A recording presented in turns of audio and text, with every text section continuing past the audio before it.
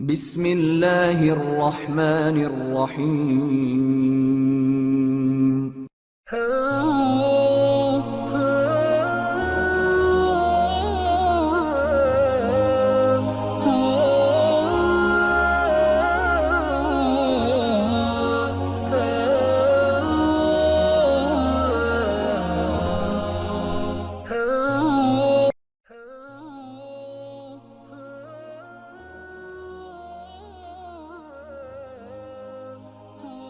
نبی کریم علیہ الصلوۃ والسلام کی ذات اقدس کے حوالے سے سلسلہ پنجتنی نے نوجوان نسل کی بہتر رہنمائی اور آگاہی کے لیے ایک سلسلہ وار پروگرام فوق البشر کی عنوان سے ترتیب دیا ہے۔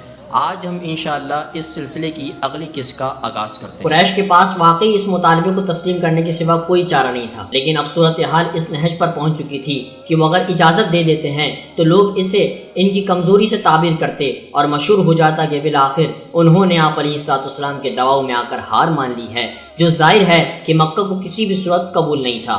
حضرت ابو سفیان اور آپ علیہ السلام دونوں ہی کے لیے اب اپنی ساکھ بچائے رکھنا ضروری ہو چکا تھا، اور وہ دونوں ہی ایک دوسرے کی اس ضرورت اور مجبوری سے اچھی طرح واقف تھے۔ چنانچہ فریقین کے لیے بیچ کا راستہ اختیار کرنا ناگزیر ہو گیا، لیکن آپ علیہ السلام شروع سے ہی جانتے تھے کہ بالآخر صورتحال یہی رخ اختیار کر لے گی۔ اس طرح آپ علیہ السلام صاف دیکھ رہے تھے کہ ان کے پیروکار ان معاملات کو ویسے نہیں دیکھتے جیسا ان کا خیال ہے۔ مطلب یہ ہے کہ وہ اس سیاسی پیش رفت کی پوری طرح سمجھ نہیں رکھتے ہیں۔ یہی وجہ ہے کہ آپ علیہ السلام نے مومنین کو ببول کے درخت کے نیچے عہد وفاداری کو دہرانے کا حکم دیا اور ہر شخص سے اطاعت کا وعدہ لیا۔ یہ ان کے لیے ضروری بھی تھا، کیونکہ اس ضمن میں اگلا قدم خاصا بھاری ثابت ہو سکتا تھا، اور جب یہ ہوتا رہتا تو ان کے پیروکاروں کا یقین قائم رکھنا اور انہیں ممکنہ حالات کے لیے پہلے سے تیار رہنا پڑتا۔ لیکن بات یہ ہے کہ عملی طور پر اطاعت کے ان وعدوں کا واقعی اور سخت امتحان ہونا ابھی باقی تھا۔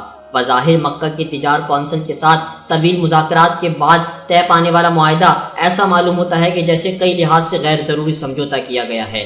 اس معاہدے کو صلح حدیبیہ کے نام دیا گیا، اور شرائط یہ تھی کہ مکہ اور مدینے کے بیچ اگلے 10 برس تک مسلح جنگ نہیں ہوگی۔ پھر یہ کہ مدینے کی جانب سے مکہ کے تجارتی قافلوں پر حملے فی الفور بند کر دیے جائیں گے۔ پھر یہ کہ اس عرصے کے دوران قبیلے اپنی مرضی سے دونوں میں سے کسی ایک فریق کے ساتھ اتحاد قائم کرنے میں آزاد ہوں گے۔ معزز دوستو، آج کی گفتگو کا اختتام ہوا۔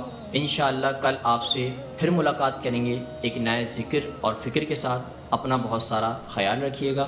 اللہ حافظ۔